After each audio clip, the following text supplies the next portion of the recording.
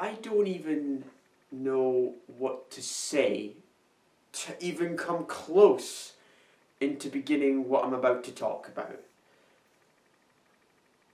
But I'm going to give it a whirl.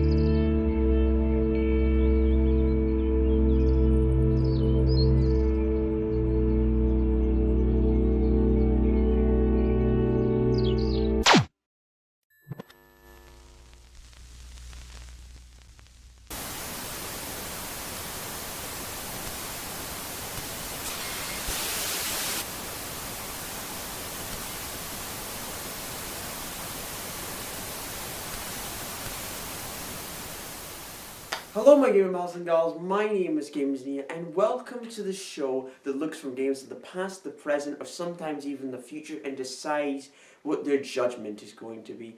I am your host, Gamessnia, and welcome once again to another edition of the Gamessnia Show.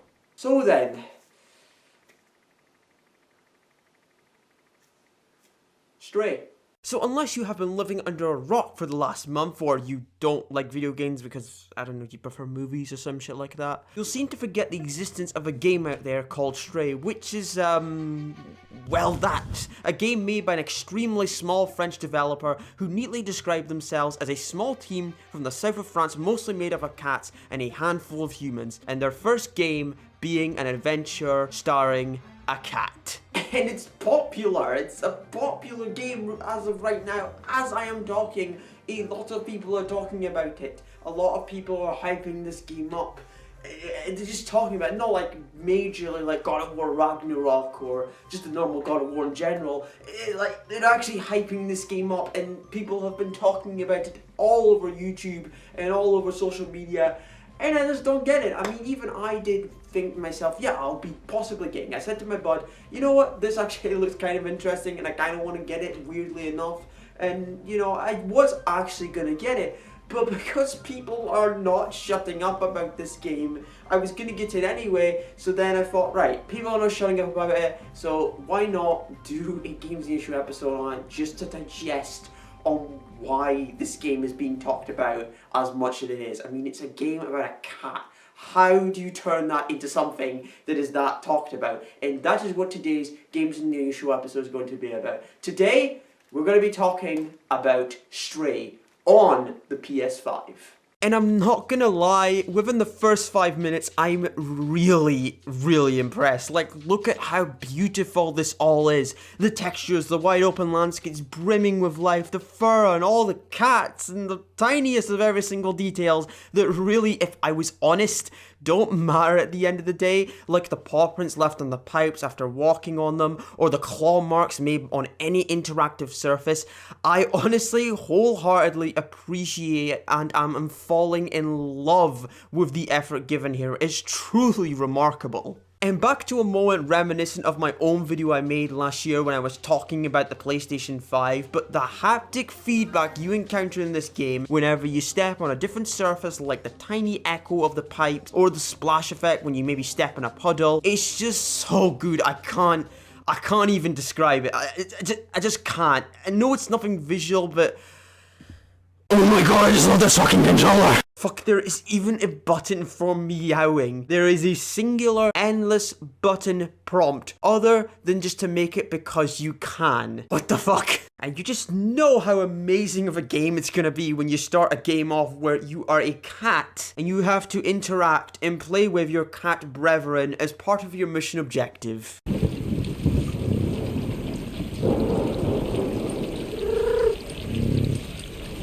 10 out of 10. And you'll notice that is pretty much all you'll be doing in this game. I've only been spending 15 minutes in this game as of, yeah, well, 10 minutes of actually playing and 5 minutes of just fucking around in the menus, but that's just me personally. And all I've been doing is, well, nothing, but a lot at the same time. I've just been scratching posts, I've been scratching trees and all that. I've been interacting with my cat brethren like you just saw. It's a weird game, and you'll start to soon realize that the more we get into it. Like perhaps we should go for a little stroll or run around in a herd with my family of cats in the forest, or maybe a little walk through this lustless water. Regardless of what it is, it all feels like I'm about to die for my country with my brothers in arms by my side for everything patriotic. Well, until we get separated so we can become a stray. You get it, And the game ends with a cat dying after only 5 minutes of game time. No, I'm only joking. I'm actually only joking there. Those symbolic, depressing deaths that we will cry about later on today. Well, maybe just mine. But what do we get after the saddest separation and says Disney's Pixar Ratatouille? You probably get one of the most creative, most weirdest, most strangest, and most unnatural games we've ever played, but also at the same time one of the funnest. And note how I don't use the word played when trying to explain on my time with this game. It's partially only because Stray is not a game you play, it's more or less that you experience it. Like, yeah, there's a lot of things here that define the word play, and are good reasons to be an exciting interactive video game to play in the year 2022. Okay, I'm really gonna stop saying play now, because really, it just sounds like I'm talking to fucking kindergartners, so I'm just gonna stop right here. Like, it's very enjoyable, like, you have so many enjoyable, intense chase sequences, basic fluent platforming that honestly is really, really good looking, and solving mini puzzles to advance through the levels. So why the use of the word experience? Well, it's mostly because there's nothing really exciting in terms of gameplay, and like, yeah, I just listed exciting stuff beforehand, but that stuff never really pops up as much as you would want it to. It's mostly just at the main cream of the crop for gameplay, and that honestly is just guiding yourself around by climbing buildings and solving puzzles to pass areas whilst interacting with every other object imaginable for no reason other than, well, just because you can. Like, if you were expecting something action-packed or something to keep you going with gameplay, or a story to keep you so riveted with everything that's going on that it keeps you going on further, it's not a game you really are gonna be into. Like, what the fuck were you expecting? You're playing a game about a fucking cat. It's not like we're playing the next breakout game of the year, Feline Bandicoot. All you're really gonna be doing is taking your time through each of the levels by climbing and crawling all over, whilst having the extremely slick movement of a cat. Like, seriously, they spared no expense with this shit. I love how clean and natural the cat climbs the surface, or how quickly he can land depending on how high or low the jump can be, and how much it looks like most of the time he's gonna plummet to his death. But really, the thing that impresses me is just how enticed you can be by all the characters and all the stuff around you when everything here is, let's be honest, borderline run-of-the-mill uninteresting. But somehow, in some way, it managed to buy me into the world with all the little comments and the stories from the NPCs after helping them with backtracking side quests, which can be very helpful for you later in the actual story. I felt a part of this underground future neon city, you know, something $1 million company failed to do immensely, but where they failed, that this tiny French development team did it in a very, very silly game about a cat, and it was their first try. Guys, come on now. It's obviously clear at this point, but if you didn't realize that, I majorly started to enjoy the game because of this. Like, you are just placed into the middle of this open underground dystopian city where the whole residence is nothing but robots living in fear, and it's up to you, a fucking cat, to help them escape that fear and re-establish their civilization. And the fact that this game never seems to stick to one basic idea of game style, and there never is a clear indicated gameplay flow throughout, it honestly just makes it that much more weirder of a game to even play. And I could understand why people seem turned away by it. Like, trust me, I get it, I really do. And not to say I didn't have fun with it before, because truthfully, I did.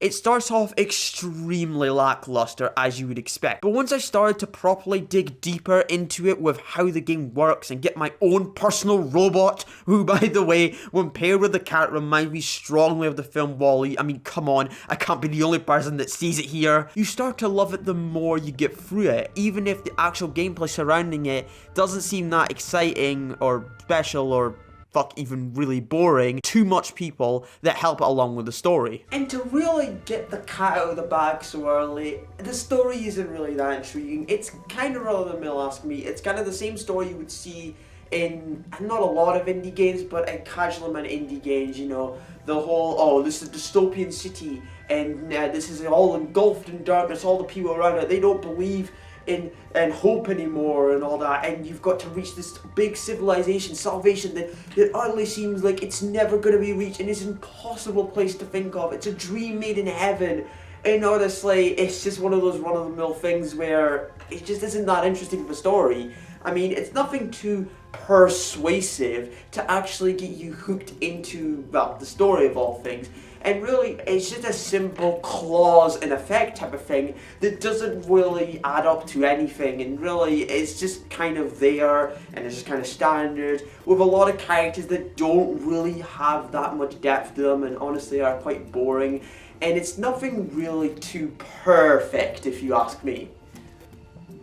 Okay, I'll stop. I'm not the one to support the story a lot, because like I said, it's very standard plot material for a AA game, and for a good solid 2 hours, I really could care less about it. As for my experience, I've seen it over 30 times in my life, and the characters, they ain't exactly Shakespearean, I'll tell you, which really, I didn't really expect that from this game, but to be honest, my word, you could not get any more one-dimensional if you tried. Like, you know when you play a Zelda game and you always have that one village where everyone's characters are either so standard that anything negative or secret happens, they become obliviously blind to it, or there are the characters that are the slightest bit different to everyone else that believes these things and seeks out these secrets, but the rest of the village treat him like he's a madman or like he's a delusional asshole. Yeah, I just explained the majority of characters in Stray for you. They really are the most bare-bone characters you can get in a video game. But all joking aside, yes, the characters aren't really that interesting, and the story is extremely run-of-the-mill, like something you would see out of like a lot of indie games. And seriously, it's not worth biding the time for those. And to be honest, I don't really expect characters to be that in-depth. But the one character that they seem to put a lot of effort into, well, probably not, but you managed to bond with extremely, is the cat.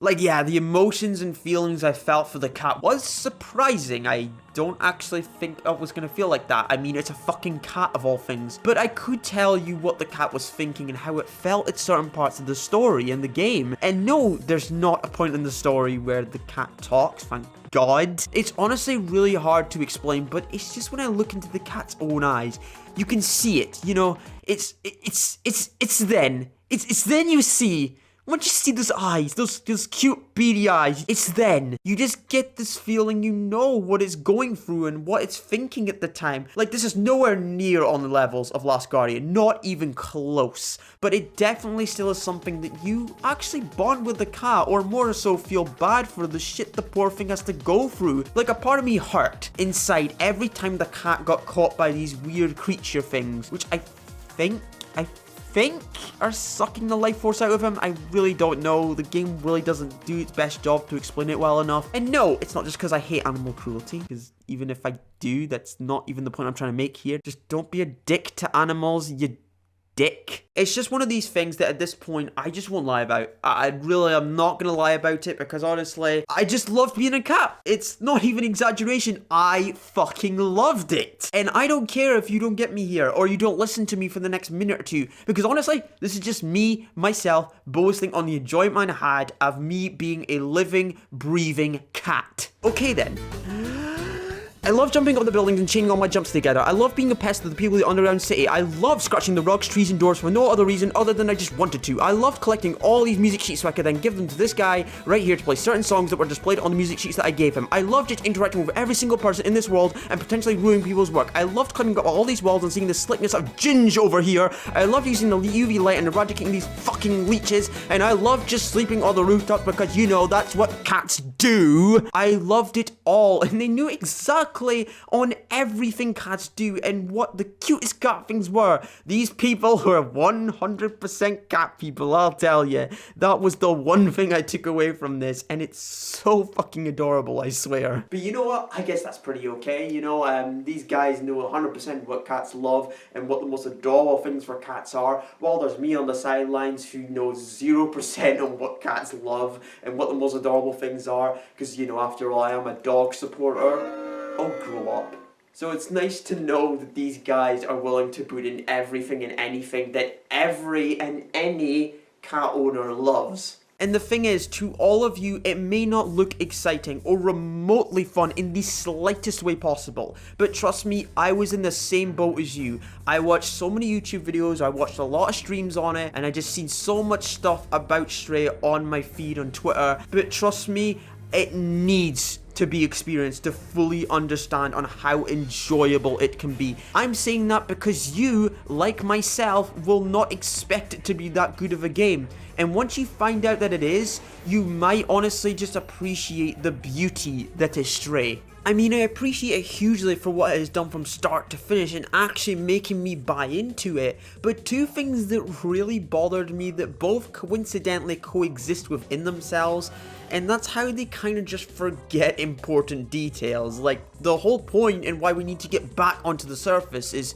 you know, to reunite with our cat brothers and sisters. You'd rather just kind of forget about it, and they are just there. Like, they appear for the opening level, get separated, and that's the last time you see them. So much for fucking family, eh? Even later as well, we have to collect memories for our robot, as there is some backstory to who he really is. And it does go far to the point of explaining who he is, but they never actually give any explanation on how or any of the other 4 W's. You know, where did this happen? When did he turn into a robot? Why is he Ghost from Destiny? What did he look like? I'm not joking. This stuff never gets answered, which leads to the point of asking, how are your memories fully restored? And all of what I just listed off was random bits and bobs that I just felt like doing, and really they had zero importance to the story. And really, I just end up having fun on what I was doing. And hey, to everyone who wants to speed through it and just get the story done first before anything else, word of advice to all of you to enjoy it as much as I did: take your time, breathe it all in. It's honestly a much easier thing to do, and honestly, it's not that hard of a thing to do as well. Try and just do everything imaginable as a cat. Like, I know you're gonna say to me, oh, that sounds boring, I don't want to do that, I'm a speedrunner, I'm an MLG 360 quickscope guy. It's honestly the harsh truth. I'm sorry to tell all of you, but this is the thing about Stray. You have to just breathe it all in and just enjoy for what it is. There's not a lot of action-based stuff in here. There's not too much story to get you hooked into it, which is the reason why I play games. I always play for the story, but this is one of those cases where I just enjoyed soaking in everything that this game has to offer, and that's the harsh truth about Stray for you. And it's just one of those things that you kind of have to accept it. It's not going to be for everyone. It's not going to be for everyone, and that's honestly the harsh truth about Stray. And you just have to accept what you're getting at the end of the day. And if you don't like it, then that's fair enough. And you know, because Stray is one of those games that is, let's be frank at this point, really weird. Like, go list a game that honestly has a changing 24/7 tone to it, that changes constantly from mystery to light-hearted Pink Panther MGS-style fortress missions, to then extremely fucked up levels of caves being plagued by big fucking eye monsters that come out of nowhere. Okay. It's insane how much the tone of everything in this game will just change just like that. And we could be having a cinch stroll down the alleyways of Night City to them being chased by swarms of leeches that can suck the holy living fuck out of you and yes, can kill you. Yes. I'm plain dead serious. And it's all of what I talked about today that makes me love it. The non-eventful game style of just walking from A to B, of observing everything around you. The pointless but yet fun side quests you can undertake. The world being extremely generic but yet extremely enticing. Just everything. It's all of that to just make Stray something that I probably will struggle to forget because of how wild it can be, and I don't even mind that it's barely 6 hours counting after the ending, which by the way can give Japan a run for their money with that ending. All I can really say about it is that it feels and breathes something beautiful out of it and is a perfect way to end an unforgettable experience named Stray. Honestly, one of the weirdest but honestly funnest games I've ever played for a while, actually. I remember seeing this, like, I do remember seeing this trailer, and I just thinking, yeah, it looks pretty good. Like, it's the weirdest game I've ever laid eyes on, but you know what? It actually looks really good, and truthfully, now that I've played through it and enjoyed through it to the end, it's weird. This is one of those games I won't go back to for a while because it's just a weird game. And a lot of people would complain saying, oh, it's only 5-6 hours, so it's not that long of a game. AAA games are like that nowadays. They're not that long. Like, you know, and this is one of the examples why gaming is failing, and it's just not the case, is it? 5-6 hours. It's not a game. It's an experience, and like people could say it is a big video game. But I just think of it is a video game, but I think it is more of an experience, a 6-hour experience of a game, because it's one of the most non-video game things I've played. You know, you literally have like 6 sections in the game of gameplay, and it just keeps throwing at all these things. And it is a boring video game if you look at it from an action perspective, because honestly, it's not just that. I feel it's more just about soaking in everything that this game has to offer, and just looking around and helping people, and just being a cat. That is the whole point of this game. The game is literally called Stray. What the fuck do you expect from a game such as that? But you know, there's a lot of people that like it, and there's some people that don't like it for reasons I completely understand. You know, if I was any less of a reviewer myself, I would probably think myself, yeah, it's a fine game, it's alright, it's decent, and honestly, it's great. I think it's great.